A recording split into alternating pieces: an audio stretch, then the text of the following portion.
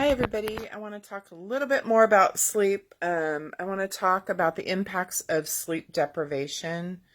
I feel like I should have posted this one first and then maybe the other video.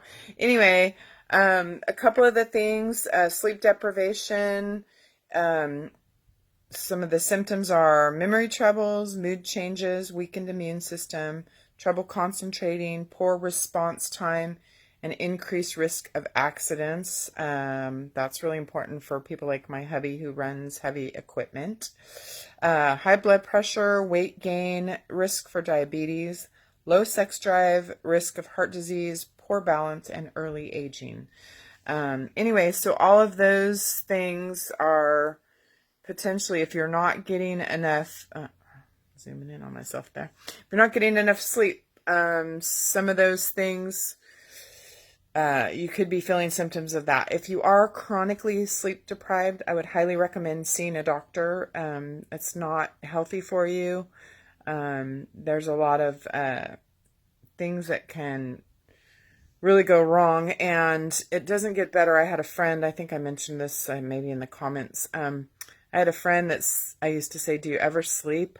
And he'd say, "Oh, I get plenty of sleep. I'll sleep when I'm dead." And he died at 54. Um, so honestly, sleep is really important. And I think, years ago when my kids were young and I was working and trying to do it all like I used to try to do, I thought, oh, 6 hours sleep, that's plenty. I'll be fine. I'll just have a ton of caffeine when I get up, and in the afternoon just have some chocolate and more caffeine, and then I'd get home and be stressed out, and then I'd be wired and tired and not able to go to sleep, or I might fall asleep and I'd wake up. For years I used to wake up after 4 hours sleep and just be wide awake. And that's a sign of high stress, and not getting, not your body's rhythm is completely out of whack. So if you're still doing that kind of thing, I feel like I've gotten past that, and I'm really working to be rested and get rest and de-stress. So I'm not having to, so I'm sleeping better when I am sleeping. And I, try to keep my bedtime routine the same time every night between 8:30 and 9. And I get up between 5:30, 5:30, 6, depending what's going on with work. And that seems to be really, really helping me. I don't need a nap in the afternoon. I don't need a ton of caffeine in the afternoon. I still enjoy coffee, but I can have decaf and still enjoy it.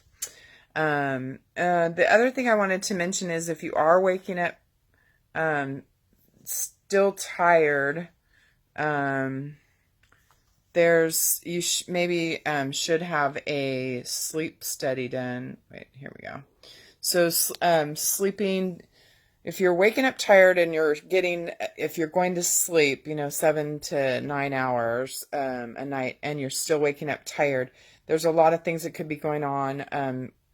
Hormone issues is a huge one, which is a whole separate topic, but also general sleep disorders, sleep apnea, which can be deadly.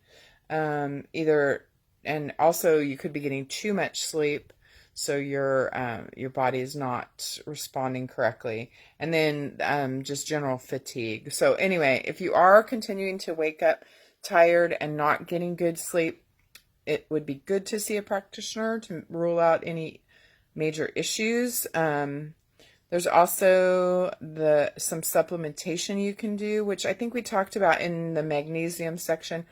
We talked about magnesium is an awesome supplement for helping you get good sleep, and it helps with restless leg syndrome if you tend to have that at night. And there's all kinds of melatonin. There's certain adaptogens that you can take, ashwagandha, rhodiola. We'll talk more about those specifically at some point, maybe during the supplements. But there are formulations. Please don't take sleep aids that are not natural. I know one person listening to this relies heavily on Tylenol PM when they travel. I won't name your name, but I know you're out there. Try some more natural sleep supplements, and sometimes even just a hot cup of tea or chamomile tea is a good one, or sleepy time tea. There's all kinds of decaffeinated teas that you can try, that herbal ones that are great for helping you sleep. One other recommendation is if you start getting drowsy in the evening around bedtime, or maybe even a little before, I recommend going to bed.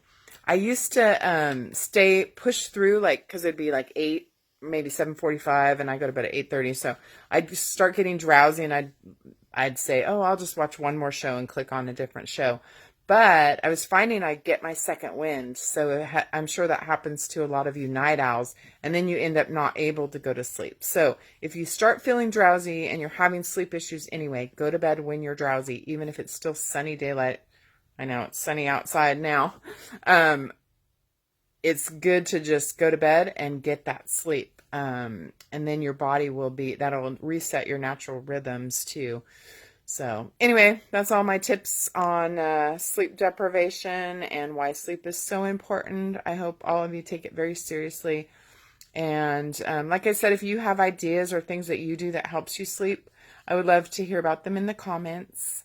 I hope you all are doing great.